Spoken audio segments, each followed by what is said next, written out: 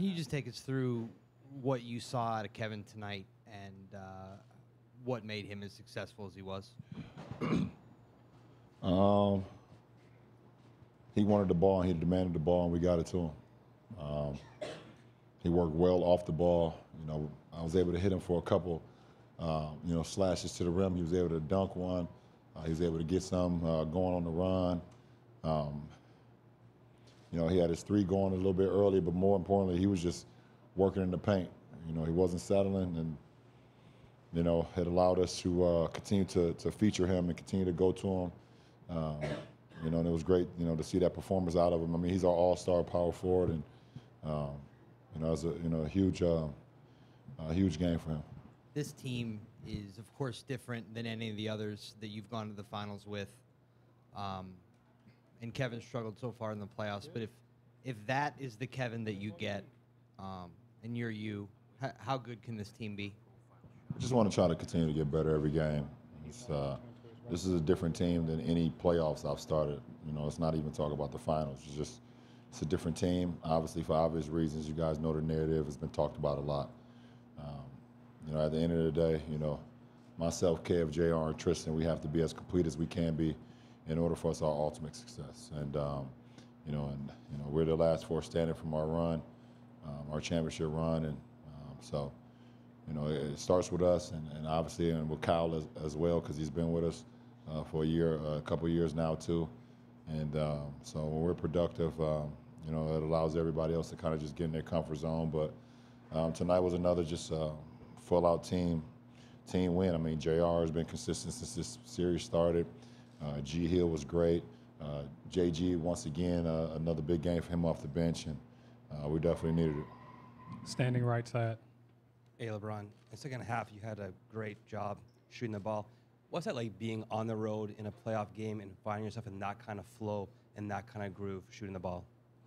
Well, I mean, as a team, we shot the ball extremely well. I mean, we shot almost 60% from the floor. We just had that ball moving. 25 assists, on half of our field goals, and the ball was popping. Guys were feeling involved. Everybody felt in comfort.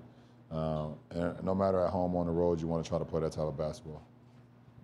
Left side, Jason. When you say that he demanded the ball, you said something similar to that his first year here when he was trying to find his way, and I think you said that with Chris in Miami. Do you want those guys to show – are you waiting for them to show that type of assertion? I mean, we know what they're capable of, Kev or CB. I mean, it's two predominant all-stars, two of the best power forwards I've played with, obviously. So, but it's just a demeanor about them. They're both, kind of just like they show their emotions a little bit different than other guys. And sometimes they'll, it's kind of hard to read them. But at the same time, when they do give you that demand, then, let's get it to them. So, Kev had that. He had that look in his face today, like he wanted the ball more and more and more. And then when they, started going small in the third quarter, they put, a smaller guy on him. I called sets to just get it right to him and let him work, the same as we did in game one as well. Real quick on a totally different subject. Kevin said at shoot-around today, you sort of called your shot with the turnaround right and the turnaround left that you knew you were going to get. How did you know you were going to get that mismatch? How did you know that was coming? Which one? He said you did the fadeaway right over the right and then the fadeaway left. I mean, just watching film, understanding my defenders, understanding what they're trying to catch, and for me, just being able to have counters, to whatever my defense try to put at me. So I gave him a little inside of my mind, and I showed him tonight as well. Down the line, Steve. Steve Ashburn, NBA.com. When you are on a stretch like you were there with those fadeaway jump shots, do you have a sense, or how much of a sense do you have that it's tough for the other team? I mean, it's not just the points; it's the way you're scoring those, and they seem like improbable shots, and they're dropping. Well, I pretty much know that a scouting report on me is going to be to dare me to shoot jump shots, keep me out of the paint, not allow me to go to the free throw line. So. Over the course of my career, I've just tried to put a lot of work into other facets of the game to try to, neutralize that game plan. I worked extremely hard on my jump shot, and in a few years after my first year in Miami, You know, I started to work on my post game and ways I can score in the post and be just very efficient. And, you know, so, you know, tonight was just a byproduct of that. You know, they kind of laid off me a lot, and I was able to make some shots, some jump shots, and I felt good, you know, going into the stretch of the game. And then, you know, in the post, being able to just, you know, read and react to defense and be able to trust what I've been working on, it helps out a lot. Back left. Sir, you with the microphone. It's Dan Rounds with SB Nation, just over here. You've played this Raptors team now. This is the third year in a row you've played them. Do you feel any difference out there on the court against them, or do you just sort of play your game and just worry about what you're doing, or does it make any difference at all? Well, I mean, they're a pretty good team, really good. I mean, they showed it throughout the regular season, throughout the whole season, and you know, we knew we was gonna have our hands full.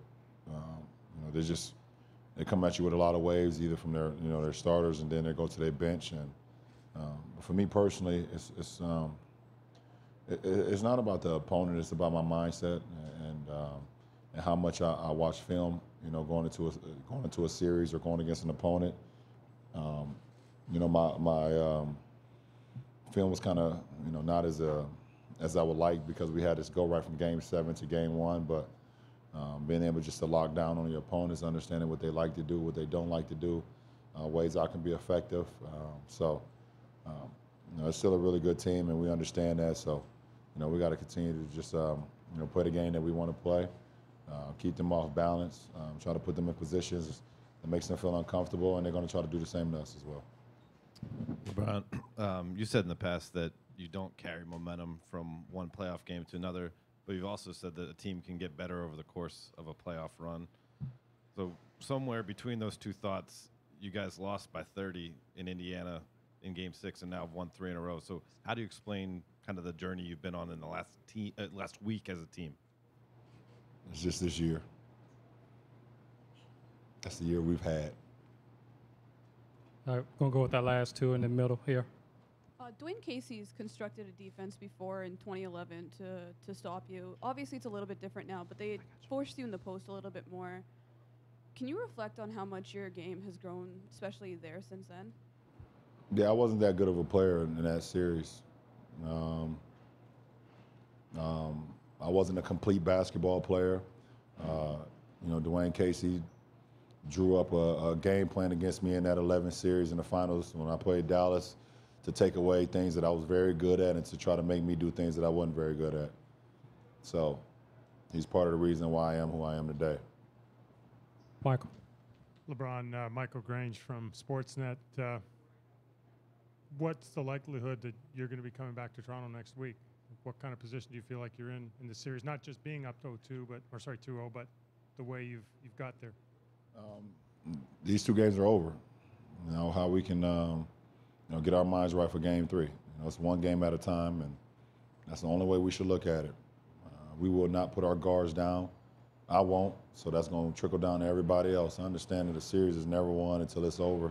You got to win 4 games to get out of a series, and it starts with the next game. So I will be as sharp as I was, you know, tonight. My teammates was sharp tonight. They were sharp in Game 1. They picked me up in Game 1. I just try to sprinkle a little bit here and there tonight, help pick them up as well. So, you know, we're not satisfied. You know, we came and played some good basketball up here, but we look forward to even more of a challenge. You know, come whenever we play. What's today? Thursday? Yeah, play Saturday. Saturday. Yeah. All right. Appreciate it. Let Rachel wants one more. Oh, Rachel. Okay, Rach. Well, I mean, first I wanted to let you, if you had any personal feelings on JR or Tristan, I think now's a good time to let them out.